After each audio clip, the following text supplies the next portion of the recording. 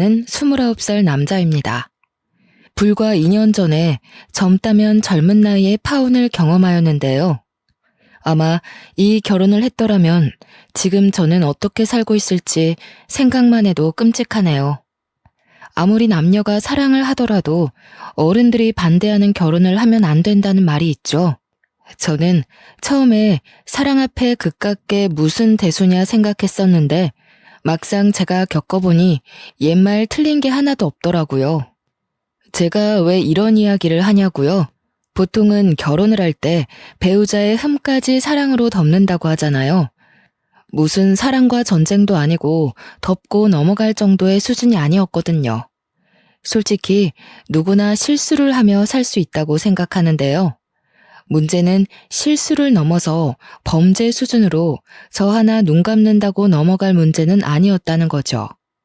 몇 번을 다시 생각해봐도 치가 떨리지만 파혼하길 정말 잘했습니다. 부모님의 영향으로 저는 사람 사귀는 기준을 돈으로 평가하지 않습니다. 그러나 파혼을 경험하면서 더더욱 그러지 않기로 생각했거든요. 돈이 있으면 물론 좋죠. 먹고 싶은 거, 하고 싶은 거 다 할 수 있으니까요. 뭐든지 과하면 탈이 나듯이 어쩌면 저와 파혼한 그 여자도 인생에 탈이 난 것 같네요. 사랑에 눈이 멀어 제 손으로 인생을 망칠 뻔했던 사연 한번 들어보시겠어요? 저희 부모님은 이름을 대면 알만한 화장품 회사를 운영하고 계세요. 자랑은 아니지만 남들이 저보고 금수저라고 하더라고요. 저희 집이 화장품 회사를 운영하게 된 건 증조 할아버지 때부터입니다. 원래부터 화장품 사업을 하신 건 아니고 집 주변에 커다란 해바라기 밭이 있었는데 해바라기 씨로 기름을 짜 파는 일을 하셨대요. 할아버지 친구들과 놀다가 작은 상처가 생겨 들어오는 날이면 증조 할머니께서 직접 만들어 발라주시던 연고가 있으셨는데 처음에는 냄새도 별로고 왜 이런 걸 몸에 바르나 생각하셨답니다. 나중에 제 나이가 되셨을 무렵에서야 그 연고의 효능을 알고 화장품으로 만들어 대중화시키면 어떨까 하고 사업을 시작하신 거죠. 유기농 제품으로 소문이 나기 시작하면서 사업의 규모는 커져갔고 지금에 이른 거죠. 그렇게 저는 돈 걱정 없이 하고 싶은 거 다 하며 유복한 환경에서 자랐어요. 그렇다고 돈을 허투루 쓰거나 남들에게 집안을 과시하는 경우는 없었습니다.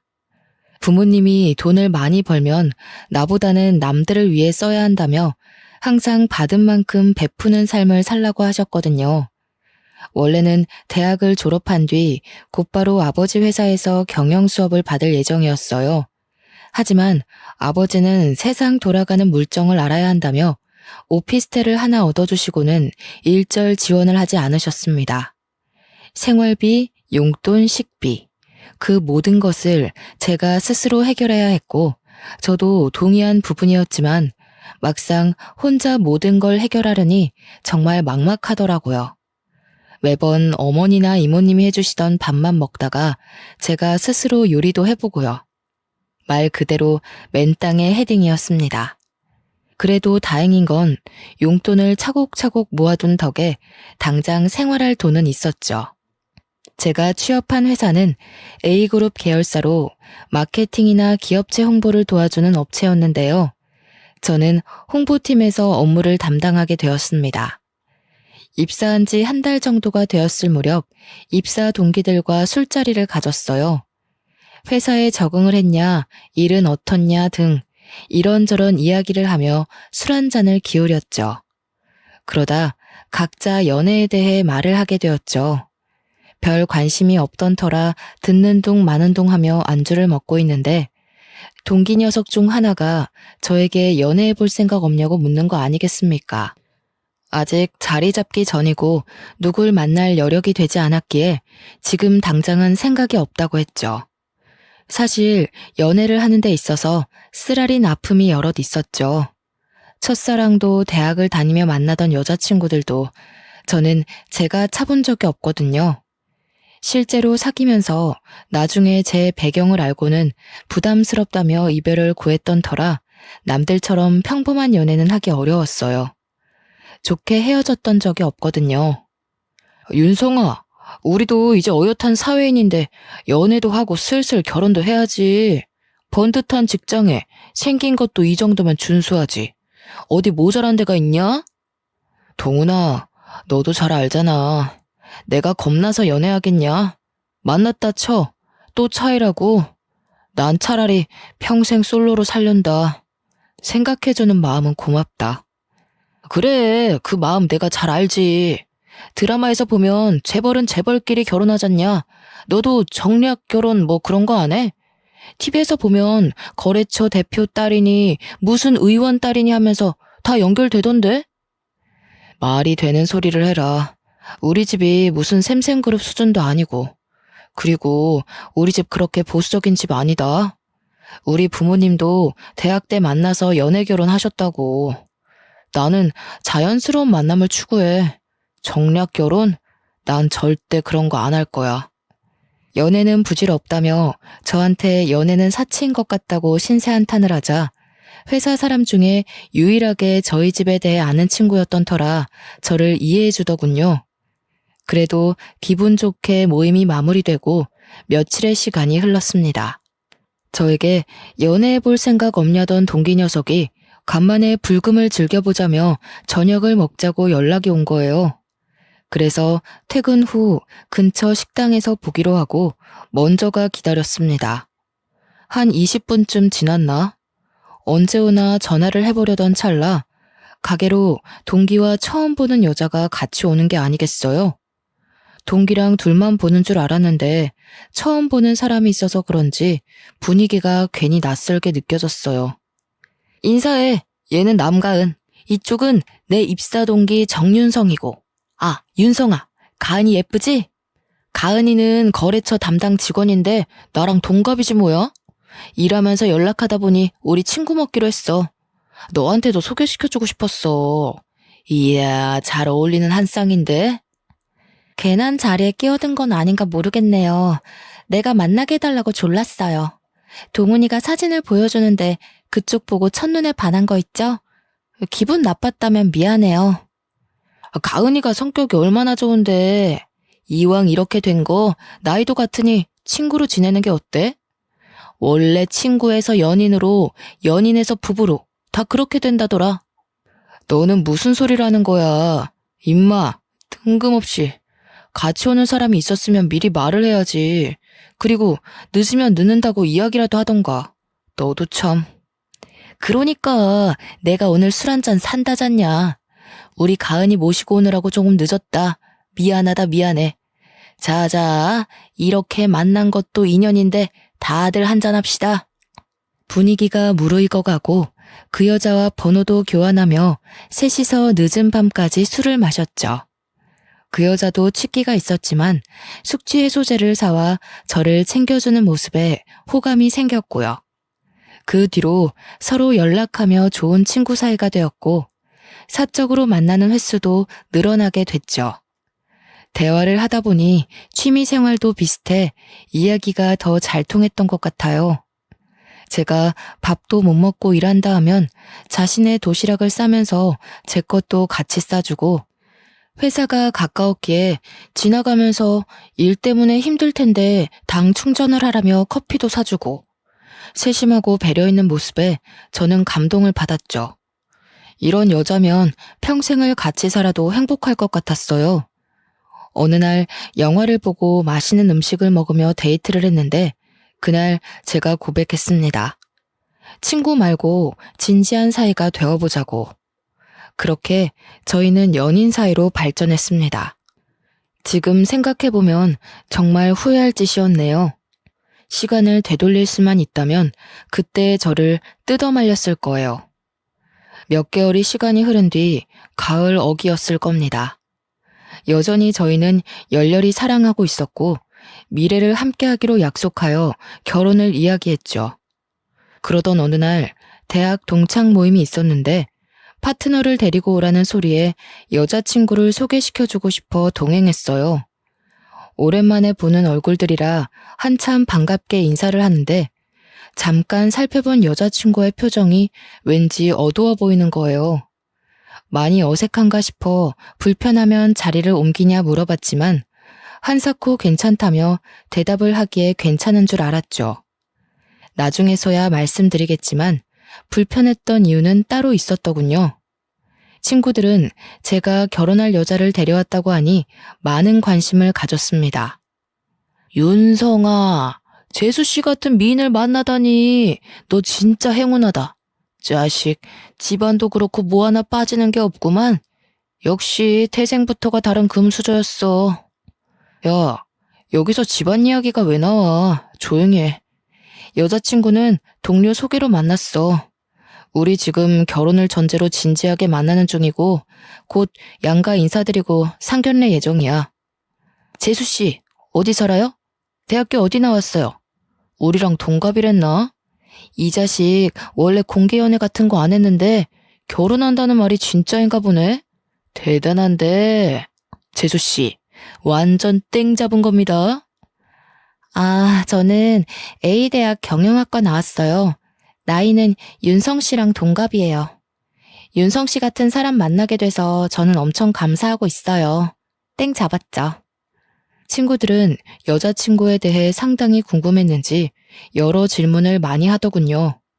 피곤할 법도 낯설 법도 한데 여자친구는 하나하나 친절하게 답변해 주더군요. 그렇게 화기애애한 분위기로 동창 모임이 끝났어요. 늦은 시간이기도 하고 내일 출근도 해야 하기에 자리를 파했습니다. 오늘 친구들 상대하느라 고생 많았어. 자식들이 좀 짓궂네. 많이 부담스럽게 한 것 같아서 내가 대신 사과할게. 미안해. 뭐 어때? 당연히 처음 만나는 사람인데 궁금한 게 있길 마련이지. 난 하나도 안 부담스러웠는걸? 자기 친구들이면 내 친구들이나 마찬가지지. 그렇게 여자친구를 바래다 주고는 회사 일 하랴 동창 녀석들 상대하랴 피곤해진 몸을 이끌고 겨우 집으로 왔고요. 며칠 뒤 대학 과동기였던 친구에게 연락이 왔는데요. 이 친구는 여자이지만 저와 둘도 없는 친한 친구입니다. 철없던 20살 대학생 새내기 시절을 함께 보낸 과에서 유일한 여학생이기도 했고요. 제가 군 생활하며 적응을 못하고 있을 때 쓸데없는 생각하지 말라며 강원도 인제까지 꼬박꼬박 면회를 와서 말동무가 되어준 정말 고마운 사람입니다.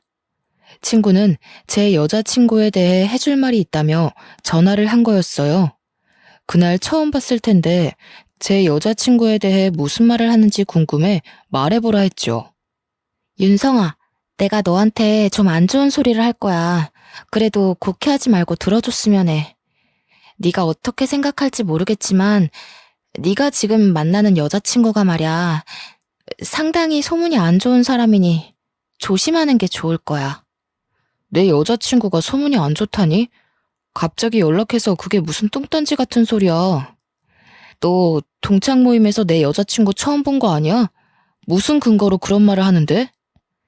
내가 너니까 이야기해주는 거야? 그 여자 A대학 경영학과 나왔다고 했지? 그 대학 나온 사람은 다 아는 이야기야. 그때 남자 문제가 끊이질 않았어. 젊은 이팔 청춘이 그럴 수 있다 생각하겠지만 도가 지나쳤다니까. 그러다 어느 날 갑자기 흔적도 없이 조용히 사라지더니 왜인 줄 알아? 대학 교수랑 불륜을 저질러서 얼굴 팔려가지고 휴학하고 해외로 튄 거였어. 야, 너는 지금 그게 말이 된다고 생각해? 내 여자친구가 그런 사람이라고? 도대체 네가 무슨 말을 하는지 하나도 이해가 안 가. 너 혹시 다른 사람이랑 착각한 거 아니냐? 내가 미쳤다고 이런 걸로 너한테 거짓말을 하겠니? 나도 대학생 때 사귀던 남자친구 민석이 알지? 걔 그 여자랑 바람나서 헤어진 거잖아. 나도 미쳤었지만 다시 화해해서 만나는데 그 여자가 임신했다면서 수술해야 된다고 민석이한테 돈도 뜯어갔었어. 이래도 내가 헛소리 같니? 아니, 어떻게 이럴 수가 있는 거지? 어떻게 생각해야 할지 감이 안 잡히네. 너 그 말 사실이야? 네 여자친구라는 그 사람 원래 양다리도 모자라 문어발로 남자 꼬시고 다녔던 사람이야. 혹시 모르니 너도 조심하는 게 좋을 거야. 그러다 정말 코 깨인다. 솔직히 처음에는 긴가민가 했거든. 얼굴이랑 이름이 달라서. 근데 어디서 많이 본 게 영 낯이 익어서 수소문 좀 해봤지. 알고 보니 외국으로 쫓겨나면서 성형을 좀 했나 보더라고. 개명도 했더라. 그래서 내가 선뜻 알아보지 못했던 거고. 믿는 건 네 자유야. 무슨 얼토당토 않는 이야기야. 너는 결혼할 여자 뒷얘기 들으면 퍽이나 기분 좋겠다. 생각 좀 하고 얘기해, 제발. 그러다 그 당사자가 내 여자친구가 아니면 너 고소 먹어도 할 말 없는 거야. 신고를 하던 말던 나는 사실만 이야기해주는 거야. 믿던 안 믿던 그것도 네 자유고. 내 말 무시하면 고스란히 대가를 치를 거라는 것만 알아도 다 경험에서 우러나온 이야기야. 그렇게 잡소리할 시간에 네 취미 생활이나 더해. 결혼 준비 잘해가고 있는 커플한테 그게 할 소리냐? 너 다시는 연락하지 마. 결혼을 약속한 여자친구의 뒷이야기를 들으니 기분이 좋을 리 있겠습니까? 저는 결국 친구에게 신경질을 내버렸죠. 저도 사람인지라 친한 친구가 그렇게 이야기를 하니 살짝 의구심이 들긴 했습니다. 그래서 같이 근무하는 부서에 마침 A대학 출신의 후배가 있었죠. 혹시나 하는 마음에 대학 다닐 때 이런 소문 들어봤냐며 넌지시 이야기했어요. 선배, 그거 그렇게 놀랄 일도 아니에요. 그 대학 나온 사람들이면 웬만한 사람들은 다 알고 있는 이야기인데요, 뭐. 여러 남자 만나고 다니는 거 이해한다 쳐요. 대박이었던 건 교수랑 불륜한 거. 그게 대박이었죠. 학교로 와이프 찾아오고 머리채 잡히고 난리도 아니었죠. 정말 그 정도로 심각했어? 그 여자도 정말 대단하다. 무슨 정신으로 임자 있는 사람이랑 그런 짓을 했대? 그야 본인들만 알겠죠. 교수 와이프가 임신까지 했었는데 그 일로 유산했고요. 그 여자 얼굴 팔리고 학교 못 나와서 휴학하고 외국으로 날랐잖아요. 상간녀 소송도 당하고 아마 위자료 꽤나 물어줬을걸요. 성형했다는 소문도 있고 아직도 그 교수랑 만난다는 얘기도 있고. 후배마저 그렇게 이야기하니 머리가 띵하더라고요. 저한텐 그저 다정하고 착하고 세심한 여자친구였기에 절대 상상할 수 없던 일이었습니다. 정말 기가 막히네. 혹시 궁금해서 그런데 그때 그 사람 누군지 알 수 있어? 사진이라던가. 후배는 아직도 생생하다며 자신도 그때 너무 충격이어서 친구들이 보내준 사진을 아마 휴대폰에 저장해놨을 거래요. 한참을 뒤적거리더니 사진 한 장을 제게 보여주는데 아뿔싸. 저는 그 사진을 보고 아무 말을 할 수가 없었죠. 외모가 조금은 다른 모습이었지만 저는 여자친구인 걸 단번에 알았죠. 목 부분에 사고로 생긴 5cm 정도 되는 흉터가 있었는데 사진 속 여자도 같은 위치에 상처가 있더라고요. 이 여자 정말 그런 일이랑 거리 멀어 보이죠? 진짜 연예인보다 더 유명했을 거예요. 아직도 가끔 회자되는걸요? 완전 학교 명물이에요, 명물. 안 좋은 쪽이지만. 그럼 말 다 했죠, 뭐. 그날 도무지 일이 손에 안 잡히더군요. 후배한테 괜히 물어봤나 싶기도 하고. 지나간 과거인데 지금 와서 무엇을 어쩌겠나 싶더라고요. 선배, 아까부터 계속 표정이 안 좋아 보이는데 아까 그 일 때문인 거예요? 혹시 여자친구랑 싸웠어요? 아까부터 계속 표정이 왜 그래요? 내가 내 입으로 말하기 쪽팔리지만 사실 아까 물어본 그 여자 아무래도 내 여자친구 같아. 내 옆에 그런 파렴치한이 있었다니 정말 충격이야. 어떻게 아무렇지 않은 얼굴로 나를 만나고 바람까지 피우는 거지? 네? 그 얘기할 때부터 어느 정도 짐작은 했었지만 진짜 가관이네요. 제가 뭐라 할 건 없지만 우선 사실 확인부터 해보세요. 이러고 혼자 썩히지 말고 대화를 해보시는 게 어떨까요? 직접 들어봐야죠.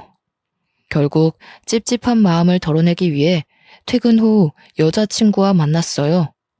여자친구를 둘러싼 소문에 대해 확인하고 싶었고 아니길 바랐습니다. 가은아, 내가 기분 나쁘게 생각하지 말고 들어. 대학 동창 녀석이 어느 날 연락 와서는 너에 대한 이야기를 하더라고. 불륜을 했네, 남의 남자를 꼬셨네 하면서 안 좋은 이야기인데 이 소문 사실인 거야? 아니지? 뭐? 진짜 어이가 없어도 너무 없다. 말도 안 되는 소리야. 윤성 씨는 나를 그 정도로밖에 생각을 안 했어? 오히려 내가 실망인데? 나보다 자기 친구들 말을 더 믿는 거야? 나 지금 무지 황당한 거 알아? 기분 나빴다면 미안해. 한두 사람도 아니고 꽤 많은 사람들이 같은 말을 하니 나는 그저 사실 확인을 하고 싶었어. 더군다나 우리 결혼을 약속한 사이인데 서로 숨김은 없어야 한다고 생각해. 혹시라도 말 못한 게 있으면 지금 말해줘. 사실대로 말하면 그 소문들이 하루아침에 사그러드니? 그래, 내가 사실대로 말해줄게. 사실 우리 집 형편이 그렇게 좋지는 않아. 지금 내가 회사 다니기 시작하면서 조금씩 나아진 거지. 가난 때문에 나를 좋아하는 남자를 눈앞에서 친구한테 뺏기는 상처를 받았거든. 그렇게 중학교 시절에 트라우마가 생겼고 잘난 남자를 만나는 사람을 보면 그때 일이 생각나서 괜히 복수해주고 싶더라고. 그래서 그랬어. 나는 그게 조금 이해 안 되는데.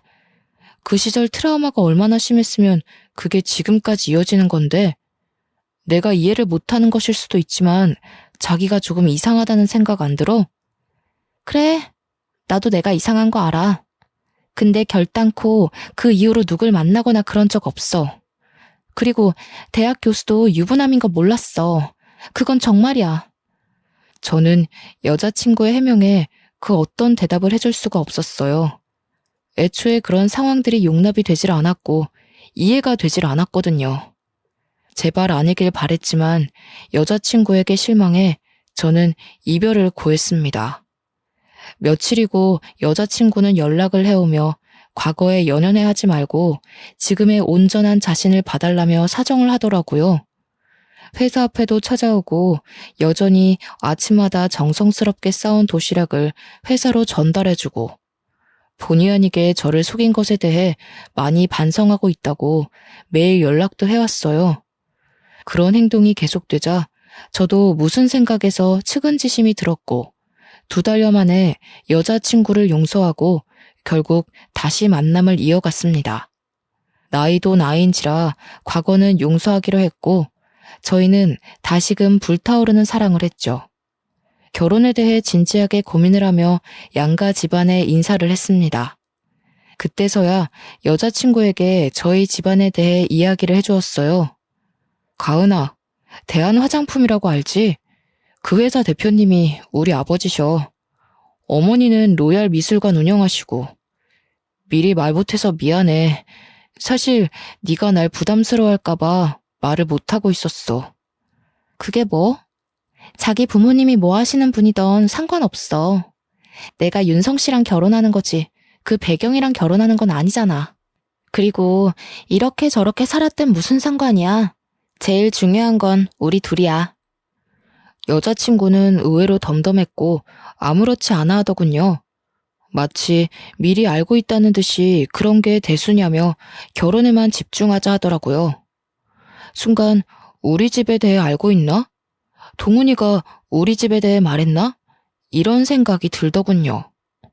여자친구의 전적이 있던 탓인지 살짝 의구심이 들었어요. 하지만 저한테 잘하고 서로가 다시 시작하게 된 만큼 과거 따위가 뭐가 중요하겠습니까? 저는 이내 긴장을 잔뜩 한 채 여자친구 집에 인사를 드리러 갔습니다. 여자친구네 집은 여느 집처럼 평범한 집이었어요. 아버지는 고등학생 때 돌아가셔서 안 계시다 들었는데 홀어머니와 남동생 셋이서 서울 변두리 25평 아파트에 살고 있었습니다. 예비 장모님은 이렇게 번듯한 사윗감을 얻게 돼서 좋다며 반갑게 맞아주셨죠. 우리 가은이가 부족한 게 많아. 내 눈엔 그저 아직 어린아이 같은데 결혼을 한다니. 아이 아빠가 그렇게 가고 혼자 어렵게 키웠는데 많이 보태줘야 하는데 그러질 못해서 미안하네. 아닙니다, 장모님.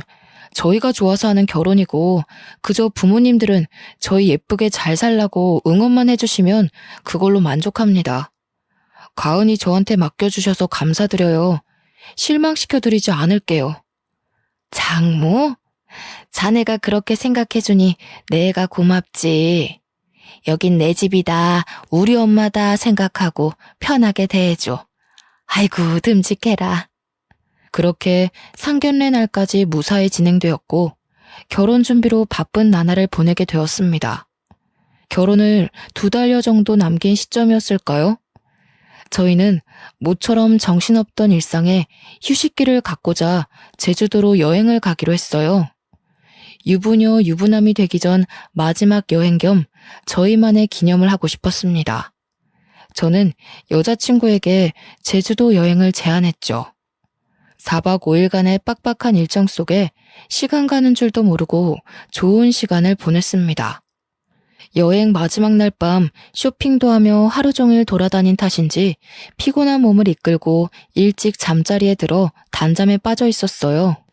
목이 말라 물을 마시려 새벽에 눈을 떴는데 옆에 있어야 할 여자친구가 없는 겁니다. 화장실이라도 갔나 싶어 거실로 나오니 베란다에서 통화를 하고 있는 게 아니겠어요? 그 새벽에 하하호호 웃으며 통화를 하기에 무슨 이야기를 하나 싶어 가만히 듣고 있었는데 가관이더라고요. 내가 과거까지 들켜가면서 눈물바람으로 겨우 붙잡았다니까? 동창회 갔는데 날 알아보는 사람이 있더라고. 뜨끔했는데 뭐 어떡해. 아무렇지 않은 척하느라 죽는 줄 알았어. 사람들은 나보고 못됐다고 하지만 이게 다 먹고 살려고 하는 거 아니겠어? 내가 외국으로 나가서 성형수술까지 하면서 어떻게 한 신분 세탁인데. 그래도 이렇게 돈 많은 집안인 줄은 몰랐네. 완전 땡큐지. 그래, 얼굴이랑 이름까지 바꿨으면 됐지. 여기서 뭘 더해? 나 서울 올라가면 그때 봤던 호텔에서 좋은 밤 보내자고. 사랑해. 누군가와 이런 대화를 하고 있는 겁니다. 신분 세탁, 성형수술, 과거가 있다고? 이런 내용이 딱 봐도 결혼을 앞둔 여자가 통화할 내용은 아니잖아요. 저는 우선 자는 척을 하며 여자친구가 잠이 들 때까지 기다렸습니다. 1시간 정도가 지났을까 여자친구가 깊은 잠에 빠져들고 저는 이때다 싶어 휴대폰을 봤어요. 통화 기록, 사진첩, 메시지를 전부 살펴봤는데 알고 보니 내 사랑 하트로 저장된 사람과 무수한 연락을 주고받았더라고요. 서로 사랑을 하니 보고 싶니 등 서로 죽고 못 사는 연인 사이의 대화였죠. 그것들을 보다가 더 기가 막힌 사실을 알았는데 뭐였는지 아세요? 바람을 피운 상대가 처음 여자친구를 소개시켜줬던 회사 동기였던 겁니다. 믿는 도끼에 발등 찍힌다는 말이 있죠. 알고 보니 동기랑 3년 넘게 동거 상태였고 저랑은 사기 결혼해서 우리 집 돈을 빼먹으려고 수쓴 거였어요. 동기는 입사 후 교육도 같이 받고 저와 친분이 있어 제가 집안 이야기를 조금 했거든요. 아무래도 그게 화근이었던 것 같았죠. 동기와 짜고 저에게 계획적으로 접근했다는 사실에 분노가 치밀어 올랐습니다. 그저 기가 막히고 어이가 없는 상황에 당장이라도 얼굴에 물을 끼얹고 싶었지만 서울로 올라간 뒤 나름의 복수를 하기로 했어요. 정말 너무 괘씸했거든요. 엄마, 아버지, 저 드릴 말씀이 있어요. 제가 진지하게 생각해봤는데 결혼은 아직 때가 아닌 것 같아요. 이 결혼은 없던 일로 할게요. 윤성아, 그게 무슨 소리냐? 상견례까지 마치고 날까지 다 잡아놨는데 새아가랑 무슨 일이라도 있는 게야?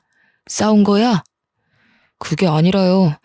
제가 제 입으로 말하기 부끄럽지만 가은이 오래전부터 동거하고 만나던 남자가 있더라고요. 저한테 아무래도 계획적으로 접근한 것 같아요. 이거 보세요.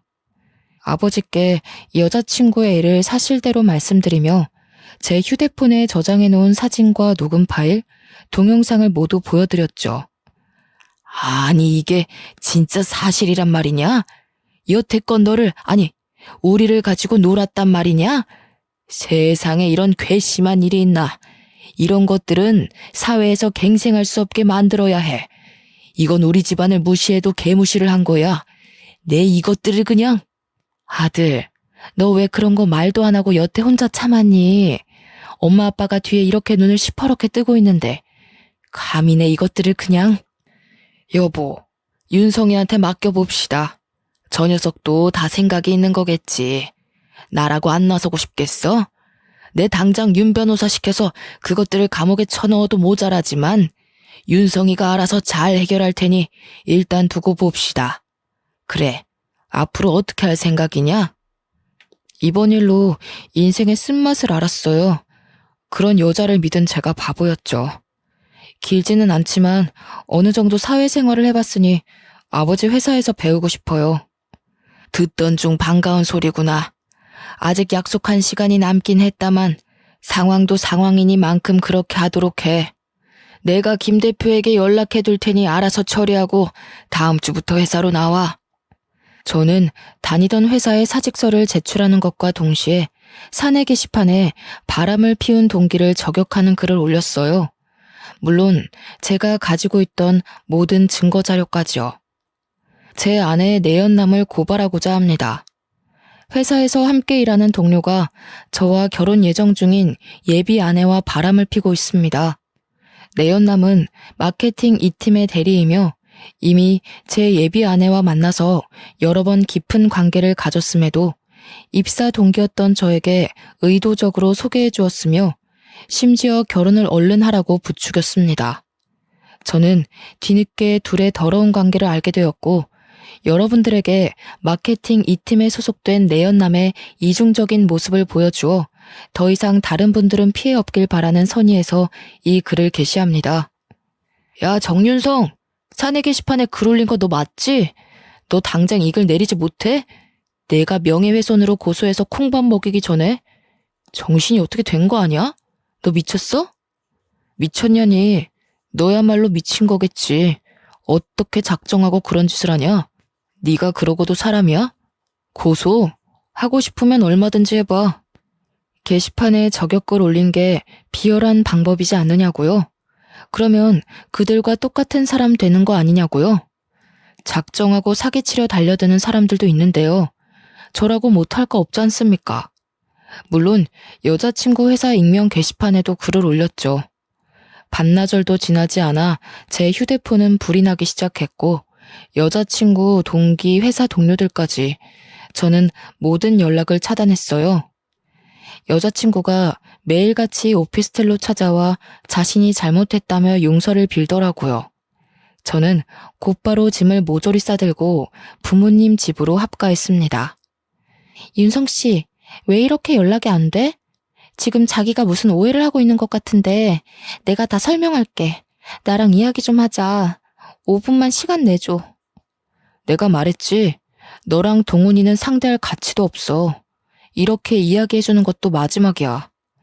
아무리 매달려봤자 니들이 치른 죗값 달게 받을 준비해. 아주 나락으로 보내버리기 전에 그 더러운 면상 당장 치워. 저는 눈 하나 깜빡하지 않고 조용히 넘어가는 것만으로도 감사하라며 보안 요원들을 시켜 여자친구를 오피스텔 밖으로 쫓아버렸습니다. 얼마 뒤 모르는 번호로 연락이 오더라고요. 익숙한 번호였습니다. 바로 예비 장모님이었죠. 내가 자네한테 뭐라 할 말이 없네. 내가 자식을 잘못 키운 탓이야. 자네같이 번듯한 사람을 두고 어떻게 그런 짓을 할 수가 있는지 나도 이해가 안 되네. 지금 가은이가 집에 안 들어온 지 한 달 정도 됐는데 자네가 나를 봐서라도 한 번만 용서해 줄 수 없겠나? 내가 대신 사과하겠네. 어머님, 죄송하지만 저는 그럴 수 없을 것 같습니다. 막말로 반대로 생각해서 가은이가 저 같은 상황에 처했다면 어머님은 가만히 계셨을 건가요? 저희 부모님 말리느라 저 죽는 줄 알았습니다. 이해하시리라 믿고 전화 끊겠습니다. 후배가 전화로 여자친구와 동기는 회사에서 잘렸다는 소식을 전해왔습니다. 직장 동료들이 말하길 동기 집에서 같이 살며 구직 활동을 하고 있다더군요. 취업이 잘 되지 않아 일용직, 배달 아르바이트를 전전하며 겨우 생활한다더라고요. 회사에서 저 없으니 일이 안 돌아간다며 안부 전화를 핑계로 그들의 소식을 간간히 전해주었어요. 그들은 저와 연락이 닿질 않자 계속 집에 찾아오고 회사에 찾아가서 난동도 부리고 동료들한테까지 부탁해서 어떻게든 저한테 연락하려고 안간힘을 쓰더군요. 선배, 동훈 대리님 피해 다니느라 아주 그냥 죽을 맛이에요. 어찌나 끈질긴지. 사내 게시판에 동훈 대리님 저격글 올린 거 선배 맞죠? 그것 때문에 회사에서 난리도 아니었어요. 그 여자 찾아와서 선배 어딨냐고 소리 지르고 난리도 아니었다니깐요. 회사에까지 찾아와 난동을 부렸다는 말에 그대로 두면 안 될 것 같아 여자친구에게 이야기 좀 하자며 연락했어요. 둘이 같이 있었는지, 아니, 그 동기가 전화를 받더라고요. 난데 마지막으로 말할 기회 줄 테니까 할 말 있으면 지금 다 해. 왜 엄한 회사에 가서 난동을 부려? 아직도 정신 못 차렸구나. 야, 정윤성, 너 지금 뭘 잘했다고 잠수 타고 난리야. 너 또라이 아니야? 그거 엄연한 명예훼손인 거 몰라? 어떻게 그럴 수가 있냐? 있는 집 자식이면 그렇게 나대도 되는 거야? 내가 너 때문에 회사도 잘리고 인생이 엉망진창인데 너 내가 고소해버릴 거야. 할 말이 그게 다야. 너도 가은이랑 똑같아. 하긴 끼리끼리 만난다더니 빚 좋은 개살구지 뭐. 야, 서로 좀 도움이 되는 사람끼리 만나라. 가만 보니 너도 눈이 엄청났구나.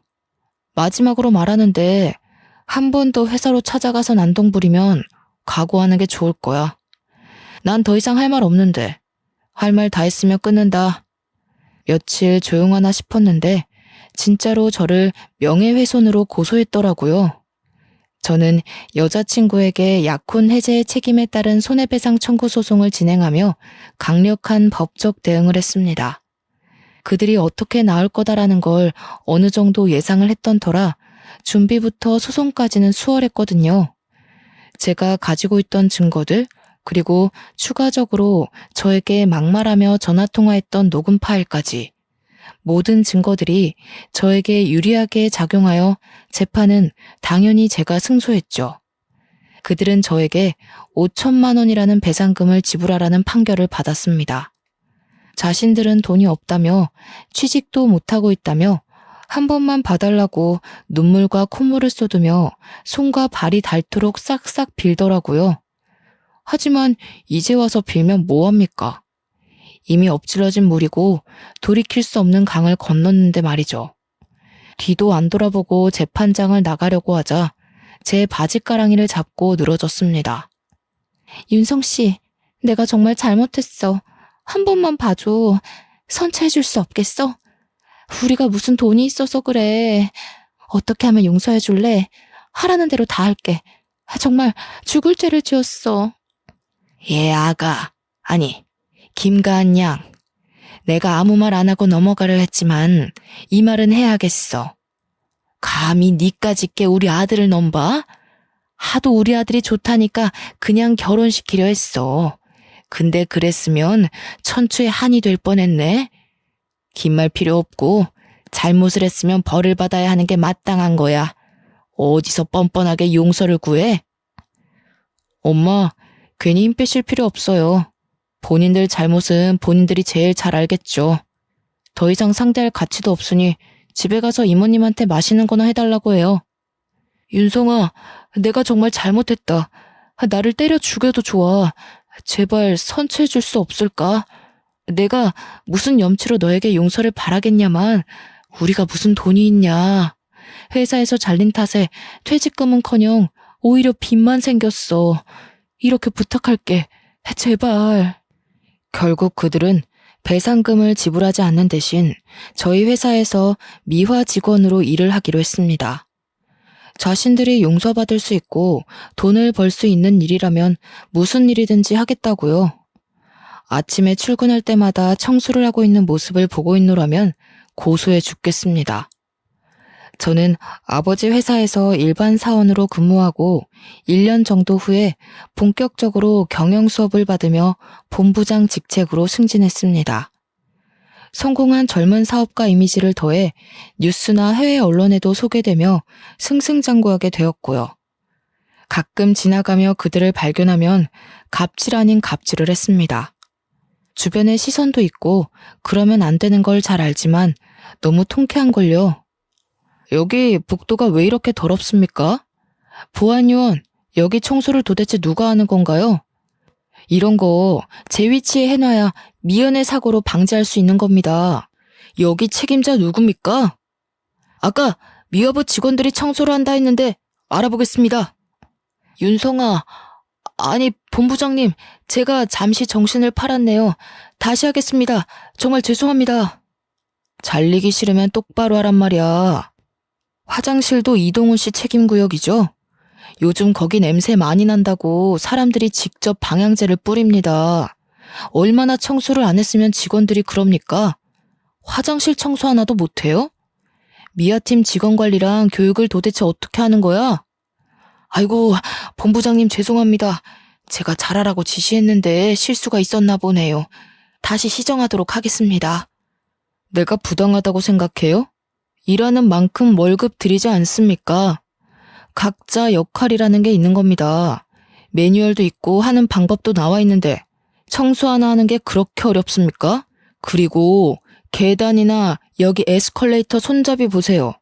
청소 안 하시죠? 청결은 건강에도 영향을 미친다는 거 모릅니까?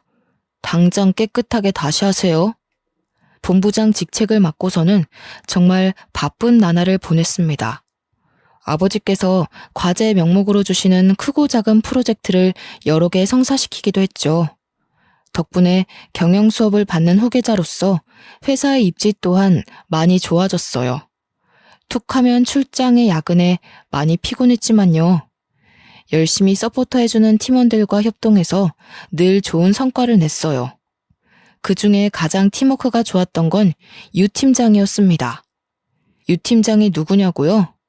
직장에서 같이 근무했던 제 후배 기억하시나요?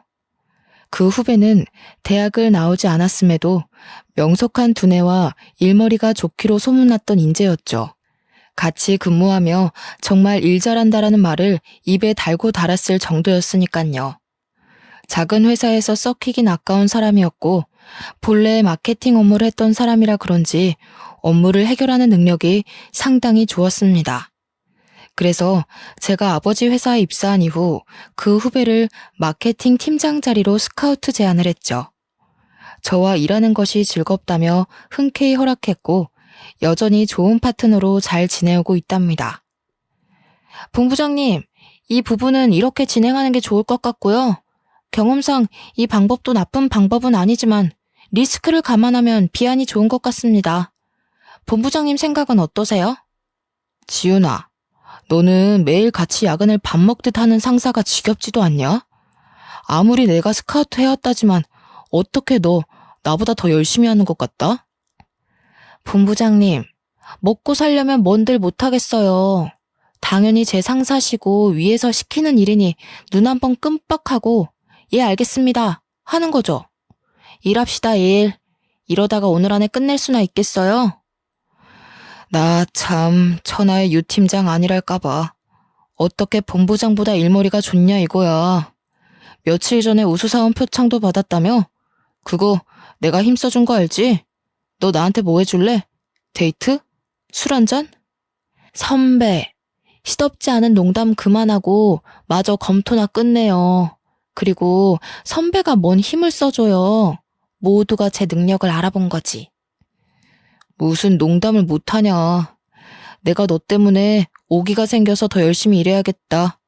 이러다 나 제치고 본부장하고 사장하고 아주 그러다가 회사 오너 되겠어.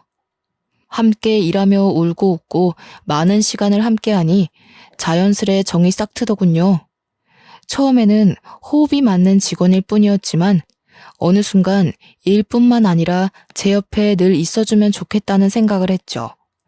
제 지난 과거를 아는 사람 중 유일하게 저를 보듬어준 마음 따뜻한 사람이기도 하고요. 그저 일을 잘하는 후배로만 여겼던 제 자신을 반성하며 유 팀장에게 고백했습니다. 그렇게 유 팀장과 저는 서로에게 없어선 안 될 존재가 되었죠. 내년 봄에는 결혼식도 올릴 예정입니다. 여전히 그들은 건물에서 미화원으로 근무하고 있죠. 제가 지난번에 난리친 뒤 미화 팀장으로부터 엄청난 갈굼을 받으면서요. 그래도 제가 갈구지 않아도 요즘에는 청소의 노하우가 생긴 건지 깔끔히 잘하더라고요. 벌써 2년 전 일이네요. 굳이 다시 생각할 이유도 없지만 지금 생각해보면 인생의 큰 교훈이 아니었나 생각합니다. 어쩌면 든든한 유 팀장과 함께 좀 더 나은 미래를 그려나가느라 그런 일을 겪었는지도 모르죠. 좋은 게 좋은 거라고 이미 지나간 일에 연연해하지 않고 앞으로를 위해 좀 더 열심히 살아가 보려 합니다. 제 기막힌 파혼 사연 어떠셨나요? 흔한 일은 아니지만 혹시라도 여러분 주변에 이런 분들이 있다면 꼭 구제해 주세요. 그리고 남들이 조금이라도 반대하는 연애는 절대 하는 게 아닙니다. 상대방에게 온전한 내 마음을 건네줄 수 있는 믿음이 생긴다면 꼭 그런 사람과 아름다운 사랑을 하시기 바랍니다. 제 긴 사연을 읽어주셔서 감사합니다.